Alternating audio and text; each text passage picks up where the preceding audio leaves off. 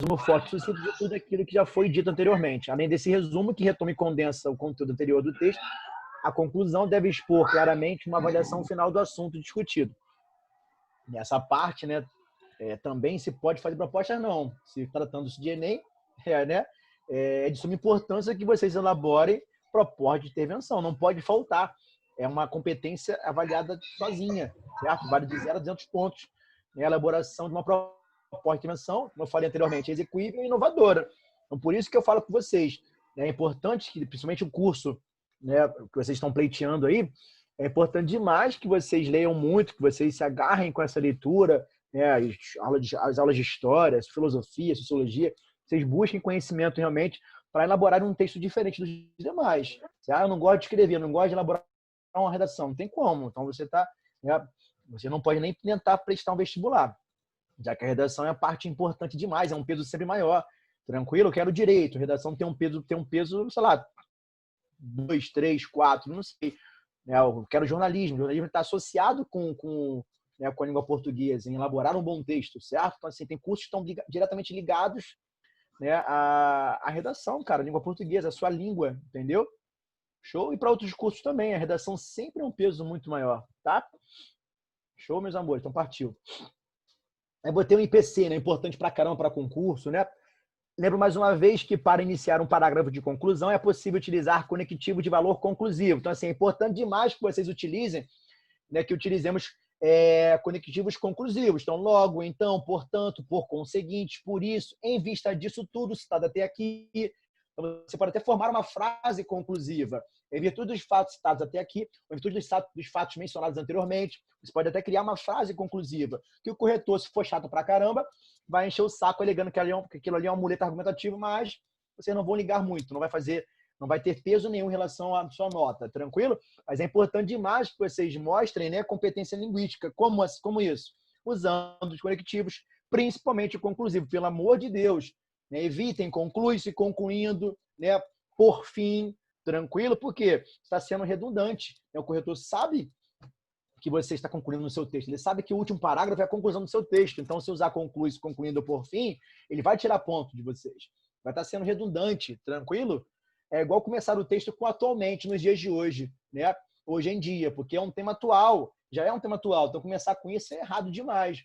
É claro que se você começar fazendo uma alusão histórica, é muito comum que vocês, né, venham a utilizar, né, usar esses recursos lá na frente. Você quer comparar, né, o que aconteceu lá no passado com os dias de hoje, tranquilo? Eu quero falar desse abismo aí racial, né? Eu vou citar, né, o que aconteceu com os escravos, com os negros lá atrás, num contexto histórico, e depois comparar com os dias de hoje. Né? A violência não mudou nada, a violência continua em relação aos negros. Então, assim, eu vou voltar ao passado, fazer uma alusão histórica, e depois sim, né, atualmente, nos dias. No entanto, né, atualmente, esse abismo não diminuiu. Então, eu vou comparar, né, com o passado, aí sim eu posso, né? Aí sim eu vou utilizar, né, o recurso do atualmente, nos dias de hoje em dia. Tranquilo? Para começar um texto com isso aí, é erro gravíssimo, show? Tranquilo? Porque o tema é atual, é sempre novo, né? Tá sempre, né, em voga na sociedade, tá? Então, botei assim, ó, melhorando o texto. Escreva sempre frases curtas, aquilo que eu falei com vocês, sempre frases curtas, que não ultrapassem 2 ou 3 linhas. Uma frase de boa extensão evita que você se perca. Foi aquilo que eu falei. Se o cara fizer ali, elaborar uma introdução, o cara começou na primeira linha lá e acabou na quinta, fez uma introdução de 5 linhas, né? Ele fez um único parágrafo, é muito mais fácil ele se perder, ele cometer erros, né? A frase ficar ambígua, né? Incoerente, tranquilo? Sem contar que um parágrafo muito grande não prende, cara, não prende o corretor, não nos prende em relação na hora de ler o teu texto, tranquilo? Show? Então, seja objetivo. Então, uma frase, né? Seja objetivo, desculpa, ou seja, escreva apenas o necessário, tá? Aí saiu esse quanto aí, não sei por quê. Tranquilo? Peço desculpa. Então, não use pois assim que começar o texto. Por quê, professor? Porque o pois, ele pode ser um conectivo, né? Explicativo ou conclusivo. E explicar, eu não vou nunca explicar na introdução. A introdução não é lugar de explicar, né? Eu vou apenas, né, apontar a minha opinião, certo? E colocar os argumentos que eu vou sim explicar, né, e desenvolvê-los melhor abaixo. Então, por favor, evitem o pois na introdução. Ele pode ter valor explicativo ou conclusivo. Conclusão no último parágrafo. Explicação Vou explicar nos parágrafos do meu desenvolvimento. Tranquilo? Então, por favor, evitem usar o pois, conectivo pois, na introdução logo de cara. Show? Esse termo é uma conjunção explicativa conclusiva e ninguém deve explicar ou concluir nada logo no primeiro parágrafo. Desculpa. As explicações só aparecem quando o seu processo argumentativo está em andamento. Lembre-se de que, no primeiro parágrafo, né, deve-se apenas situar o problema. Show, meus amores? Então, explicar alguma coisa, né, sempre no desenvolvimento. Tranquilo? Então, evitem, por favor, a introdução. Eu botei assim embaixo, no 3, né? Atenção ao emprego de onde só deve ser usado quando se referir a lugar. Nos demais casos, use em que, né? Também não use onde para referir-se a datas. Então, cuidado, porque muitas vezes nós só usamos o onde, né? Acabamos colocando só o que para o nome relativo. Então, cuidado com onde. Tem cara que usa o onde para tudo, tranquilo? Então, evitem, né? O onde deve ser usado apenas quando referir a lugar. Nos demais casos, use em que, né? E também não use onde para referir-se a datas. Então, os atentados a Nova York ocorreram em 2001, onde 2 aviões bateram. A ideia de tempo, né? Marco eixo temporal, não marco eixo temporal, então eu vou usar o quando. O onde é lugar. Nós não vimos isso lá no começo lá? Quais são os recortes, né, que nós podemos usar para começar o texto? Onde, quando e quem. O quando, ele vai marcar o eixo temporal. Eu vou começar a minha introdução fazendo uma alusão histórica, voltando ao passado. Show? E onde eu vou indicar o lugar. Tranquilo? Então, se assim, né, em 2001, né, a data, né, no marco eixo temporal, isso é por quando. Tranquilo? São coisinhas boas que faça generalizações, por favor. Então, evite política corrupta, o horário do Brasil funciona, faça sempre o meio termo. Então, use, né, as expressões partitivas. Então, a maioria de, boa parte de, grande parte dos políticos, grande parte, né? E assim por diante. Tranquilo? Então, usem, né? Se podem usar facilmente ali as expressões partitivas. Na maioria de, grande parte de, né? Boa parte de, assim por diante, tá? Lugares comuns e modismos devem ser evitados, por exemplo, né? Isso aqui é coisa boba que o cara de repente pega uma frase na televisão, uma frase midiática e quer colocar no seu texto para ser diferentão. Bom, pelo amor de Deus, cuidado com isso. É claro que vocês têm que ser diferentes, vocês têm que ser criativos. Você pode puxar uma série que você viu e ligar essa série àquele tema proposto, até porque você vai trazer uma argumentação diferente dos demais. Então, eu posso dar todos os recursos. Vou falar de miséria no nosso país. Eu posso puxar um livro que eu li na literatura. Né? Eu posso citar Os Sertões, né? Graciliano Ramos. Eu posso citar tudo ali, né? Que vai fazer com que minha argumentação seja diferente dos demais. Né? E, né, ter uma nota também diferente dos demais. Vou conseguir ter uma nota muito alta. Tranquilo?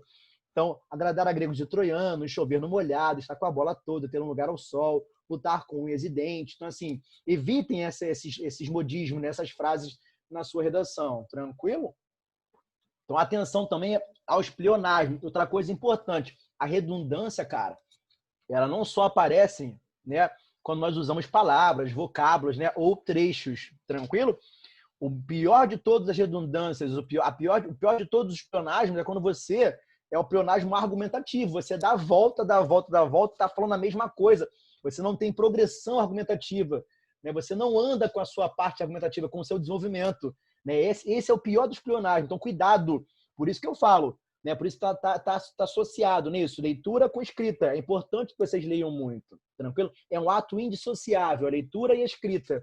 Perfeito, amores? Não estamos acostumados atenção aos pleonasmos e redundâncias. Estamos acostumados às expressões subir para cima, descer para baixo, entrar para dentro, hemorragia de sangue, né? Isso, encarar de frente.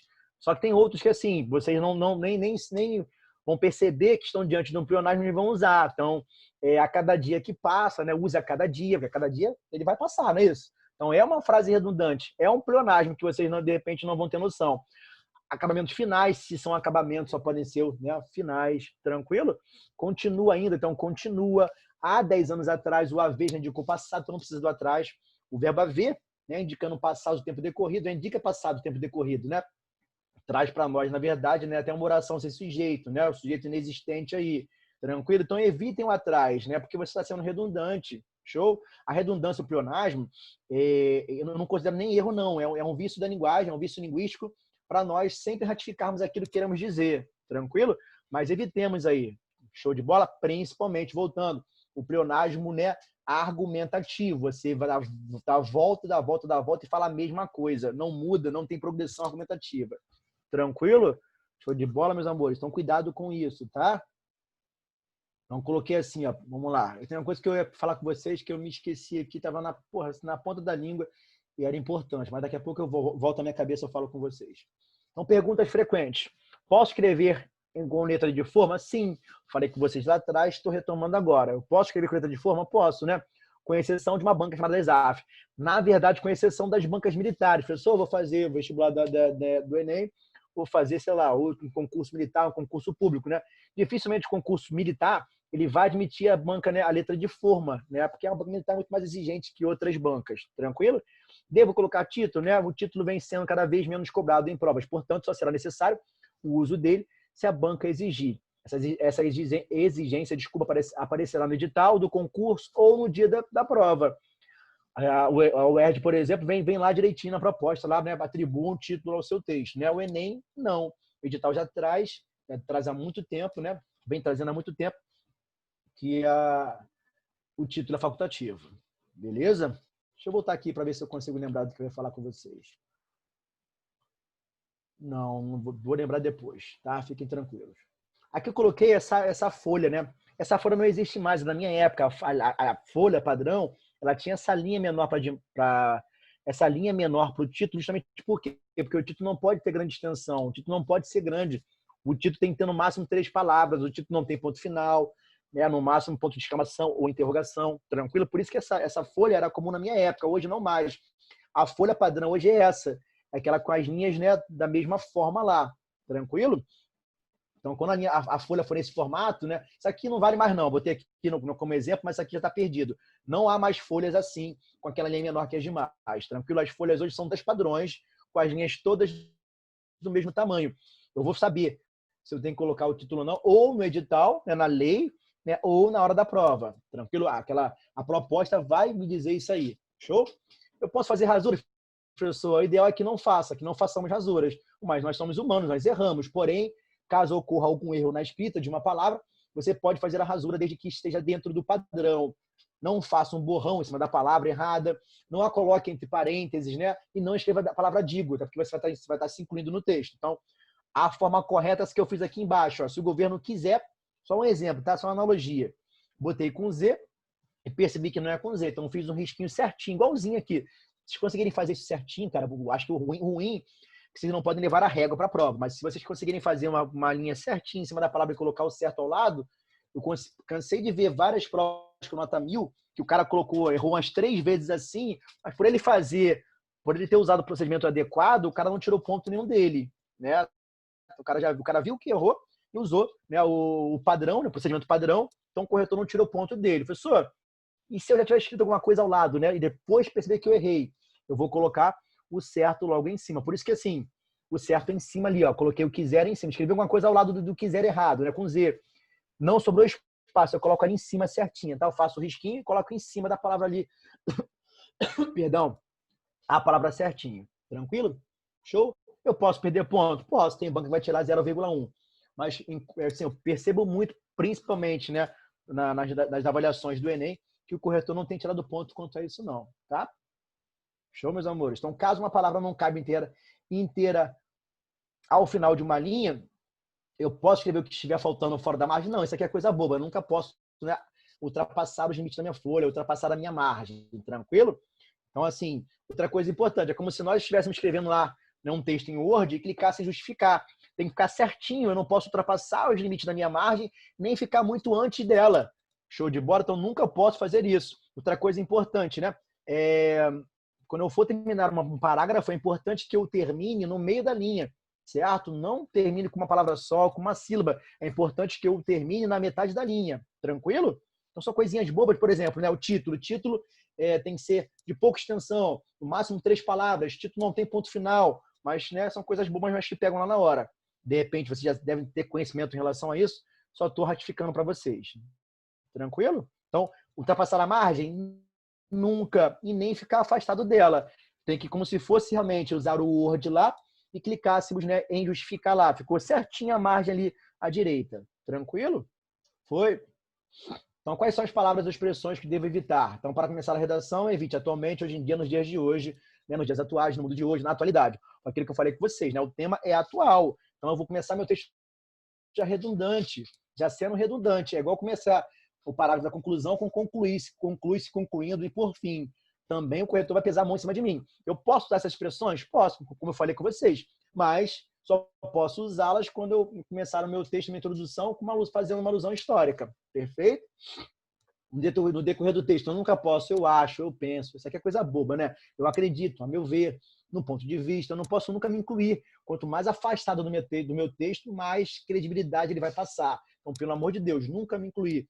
Evitar, principalmente, né, pronomes que vão remeter à primeira pessoa. Então, meu país, nosso país. Então, por favor, né, eles também vão levar o seu texto para a primeira pessoa. Então, não pode. Quanto mais afastado dele, mais credibilidade ele passa. Tranquilo? Eu já falei aqui, ó, não posso escrever em primeira pessoa. Então, precisamos de mais segurança nas ruas da cidade do Rio de Janeiro. Errado. Então, é preciso ou precisa-se de mais segurança. Então, vocês vão tentar trazer sempre, né, o seu texto para a terceira pessoa. Então, com as escolas do jeito que estão, nossas crianças não conseguem aprender nada. Então, vou tirar só as nossas. Com as escolas do jeito que estão, as crianças não conseguem aprender nada. Certo? Então, eu vou tirar sempre aquilo que vai remeter à primeira pessoa. Show? Aqui eu já começo a falar com vocês, né, da parte estrutural. Tranquilo? São exemplos de introdução, tipos de introdução.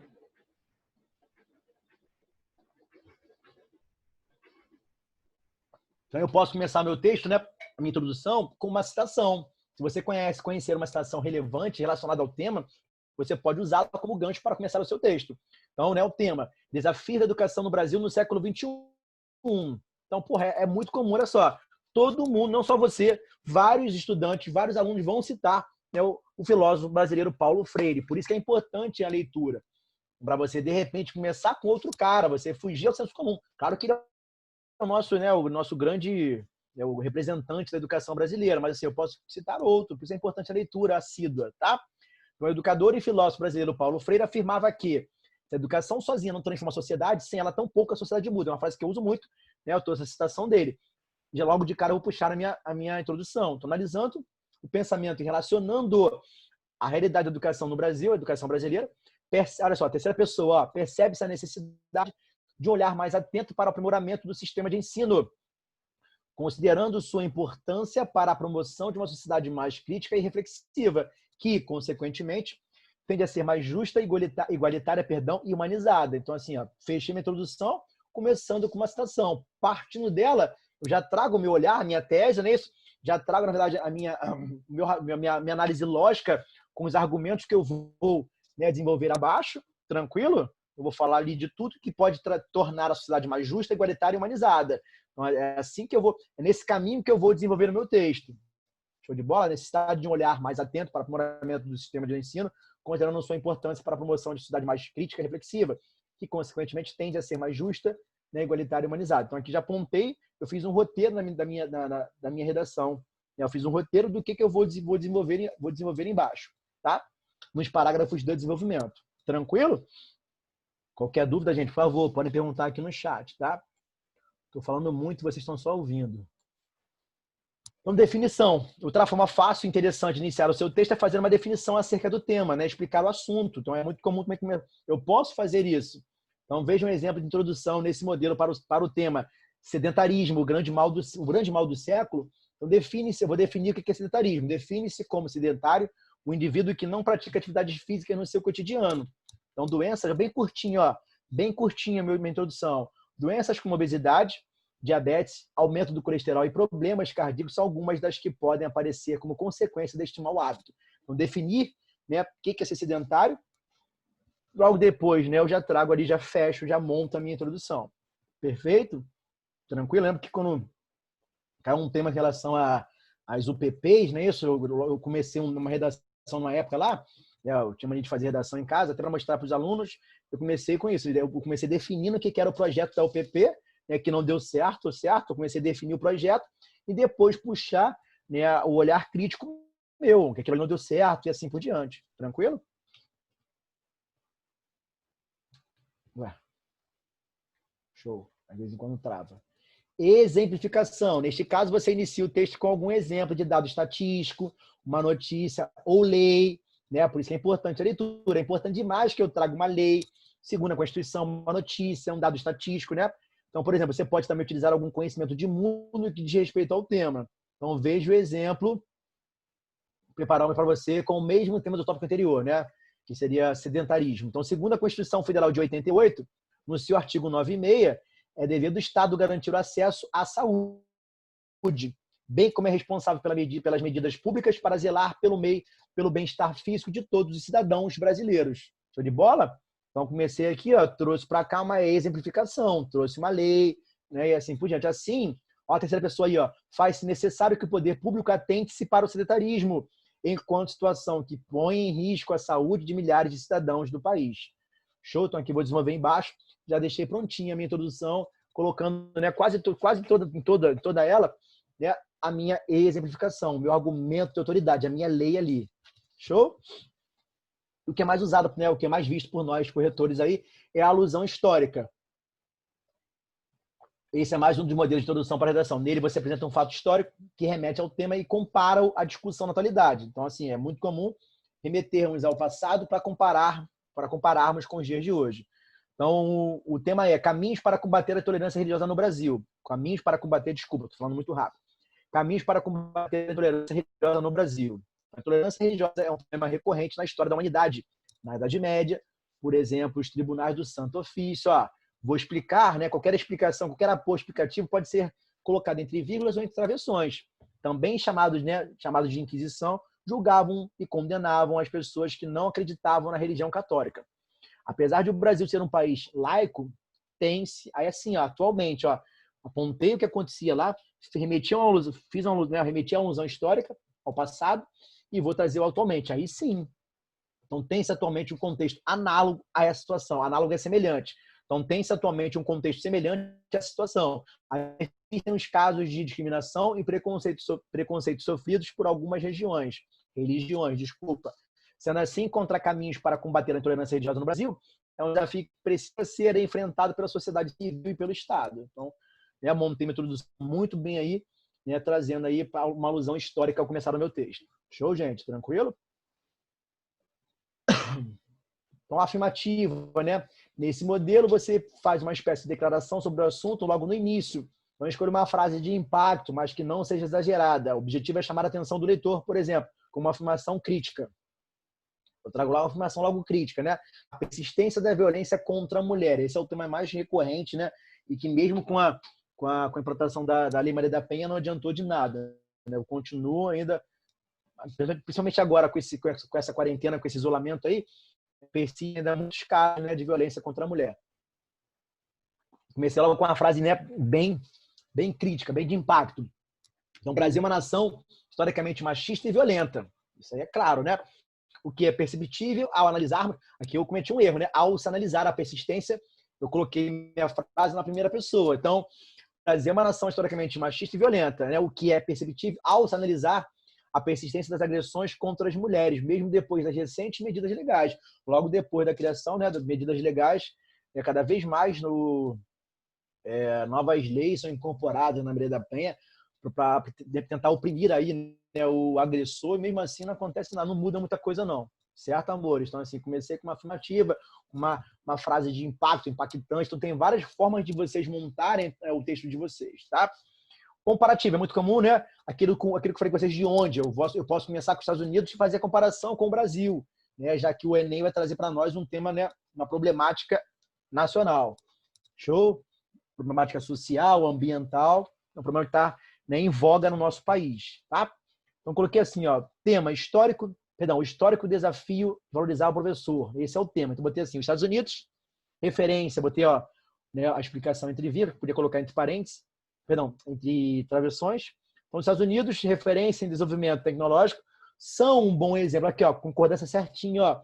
Os Estados Unidos são, porque tem um artigo antes dele. Se fosse Estados Unidos, seria o quê? É um bom exemplo, tranquilo? Então, atentemos-nos para a concordância, para tudo que vai, né, deixar bem o meu texto, né, levar o meu texto bem para uma nota muito boa. O cara não tire ponto quanto aos erros, né, aos desvios gramaticais, tranquilo? Então, os Estados Unidos são um bom exemplo de que a educação de qualidade com a valorização adequada gera bons frutos. Em contrapartida, eu quero comparar realmente, né? Eu citei um país que a educação é, né, o professor é muito valorizado, e se ter depois, eu comparei com o Brasil. Em contrapartida, no Brasil, a realidade tem sido bem distinta. O baixo piso salarial dos professores explicita, né, essa falta de reconhecimento aos profissionais da educação. Tal desvalorização é fruto de baixos investimentos governamentais aliado ao passado. Então, assim, não adianta, né? O professor ele vem já passando por esse problema de desvalorização social, né? Poucos nos valorizam, né? E os baixos, principalmente pelos baixos salários. Tranquilo? O baixo piso salarial. Foi, gente? Então, aqui fiz um resumo, né? Um resumo de tudo que eu falei para terminar com vocês esse tópico aqui. Acho que tem mais um tempinho de 20 minutos, eu vou entrar, né, trazendo para vocês o tema, né, para que vocês façam em casa, tá? Então, resumo aí, ó, competências a serem avaliadas, certo? Aqui é um resumo, na verdade, 1, 2, 3, 4, 5. Né? Aqui, na verdade, é um resumo do que é avaliado pelos corretores na redação do Enem. Né? Eu não coloquei as competências assim de cara, mas é um resumão do que né, eles vão corrigir. São 5, né? Entender a proposta, que é você entender bem o tema proposto, né? E assim, né? São cinco competências. Primeiro, entender a proposta. Segundo, escrever texto pertinente ao tema proposto. Então, você entender a proposta vai te ajudar muito, né? Você não fugir ao tema. É você escrever um texto pertinente ao tema proposto. Aí vai envolver aí, né? Coesão, coerência, certo? E assim por diante. A fuga ao tema que vai gerar o seu texto e assim por diante, tá? Ortografia e outras questões gramaticais, né? Os aspectos gramaticais hoje, o Enem era muito mais tranquilo em relação a isso. Hoje não, o Enem está sendo muito mais exigente também em relação a alguns desvios, gramaticais, tá? Então, assim, atentemos-nos sempre ao erro, né, ao desvio gramatical. É importante que estudemos aqui, aliados à redação, né? É importante que estudemos os conceitos, né, gramaticais para que não erremos na prova, tranquilo? O conteúdo é importante, quando eu falo em conteúdo aí, o cara faz análise, né, de coesão, de coerência, né, a parte argumentativa, se a sua argumentação está bem colocada. Acho que alguém falou alguma coisa aqui.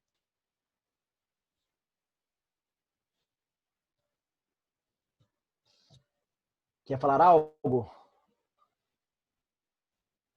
Estou aqui, meus amores, podem falar. Não?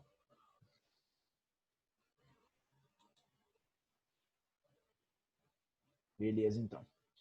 Então, e o final, né, a última competência avaliada pelo Enem é a proposta de intervenção. Aquilo que eu falei com vocês, né? É importante que ela seja execuível, né, e inovadora. Tranquilo? Então, assim, são as competências que o Enem avalia de vocês, né? Faz aquela avaliação geral. Entender a proposta, entender o texto pertinente ao tema proposto, né, os conceitos gramaticais que você não deve errar, né, o conteúdo como forma geral. É importante que vocês, através daquela leitura, né, assídua, vocês elaboram um texto bem conteudista, né, com argumentos que os outros não vão usar. Por isso, aquela criatividade. Vocês podem realmente, né, tem alguns temas, por exemplo, vou falar hoje com vocês daqui a pouco sobre racismo. Tem muitos filmes, muitos livros, muitas coisas boas que vão remeter a esse tema. Então, assim, alguns temas propostos vão realmente, né, nos levar a uma argumentação de maneira muito mais fácil, né? Eu consigo argumentar muito bem sobre aquele tema e pouco sobre os outros. Por isso que é importante demais que vocês leiam muito, para que vocês não sejam pegos de surpresa. Nós não sabemos, né? Podemos aqui tentar imaginar qual vai ser o tema, né? Mas assim, dificilmente eu consegui acertar sem querer 3 temas, né? Dos 3 Enems lá. Até porque era mais fácil de nós acertarmos. Redação no segundo dia. Então, até mesmo pelos autores colocados na parte de sociologia, de filosofia, né? Os autores empregados, utilizados na prova, era muito comum sabermos, né? O assunto trabalhado nas provas era muito mais fácil, né? Nós, professores, sabermos aí, imaginarmos aí qual seria o tema. Por isso que eles não foi à toa que eles colocaram redação lá no primeiro dia, para evitar isso também. Uma época aí que a socióloga que foi colocada ali em pauta, né? Os textos dela foram colocados, empregados no Enem, ela era, né, uma feminista louca, né? Então, assim, feminista mesmo, aquela feminista, certo? Com posicionamento. Então, assim, o tema no outro dia foi realmente, né, relacionado, né, à mulher, ao feminismo, aquela coisa toda. Então, assim, por isso não foi à toa que eles colocaram a redação logo no primeiro dia. Show?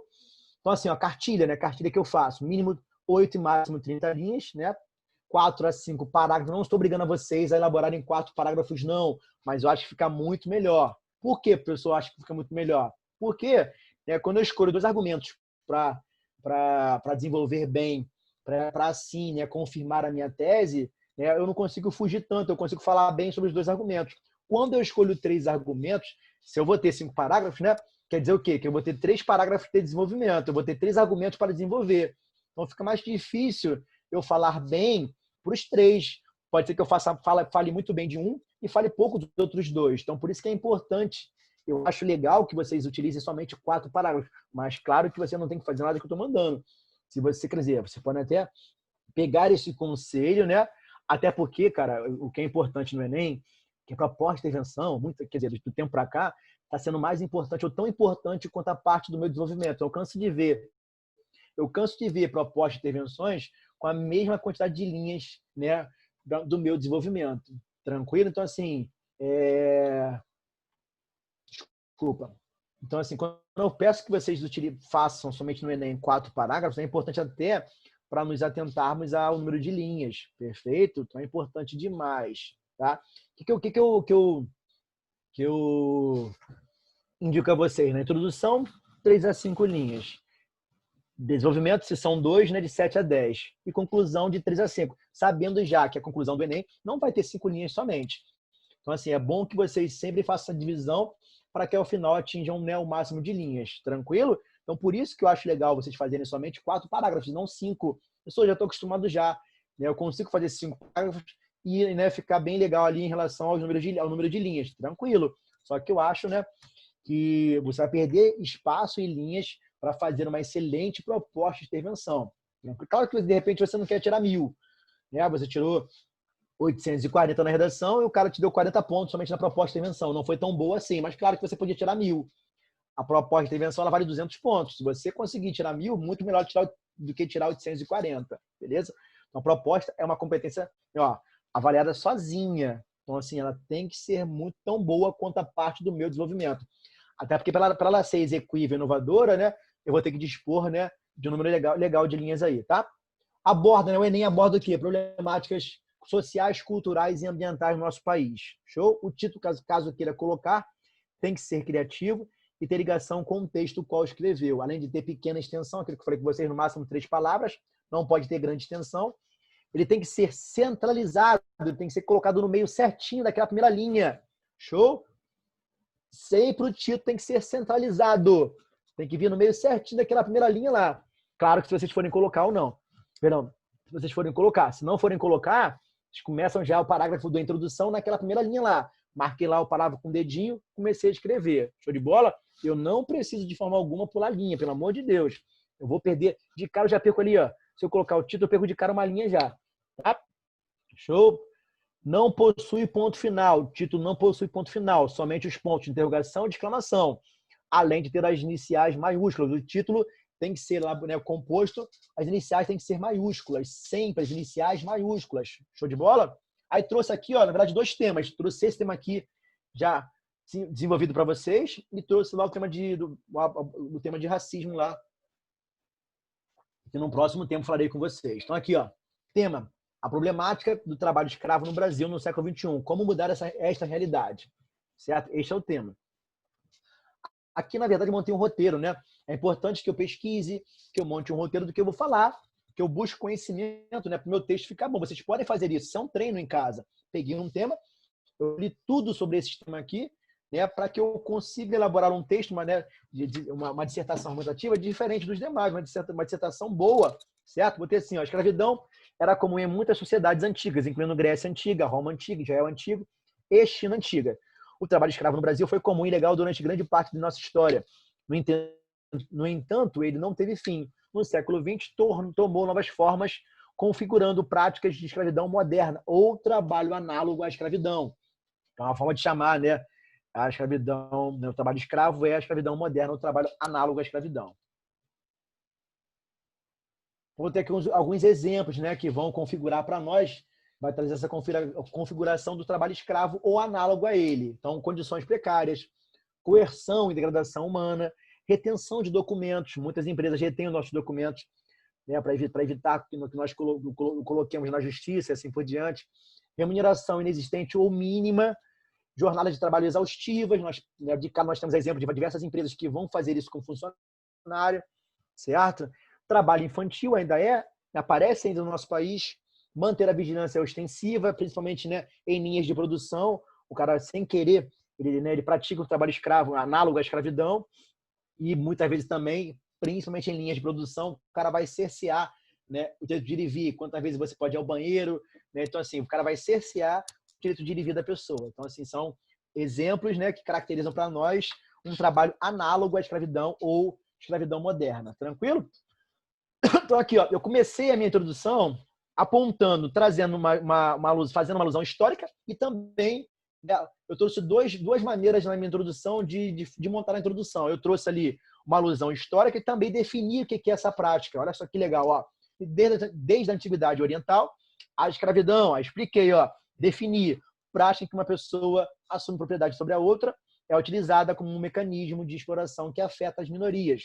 No Brasil, ela foi muito marcante durante o período colonial. Olha aqui, ó, e só teve seu fim legal com a Lei Áurea em 1888, que aboliu o trabalho escravo. Entretanto, mesmo com a lei em vigor há mais de um século, são inúmeras as denúncias de atividades análogas à escravidão, também conhecidas como escravidão moderna, o que demonstra, né, a necessidade de um maior engajamento político e social, a fim de erradicar essa barbárie. Montei minha introdução, iniciei minha introdução com dois exemplos lá que eu tinha apontado, mostrado a vocês, né, a alusão histórica e também, né, a definição dessa prática aí, né, da escravidão, do trabalho escravo. Show?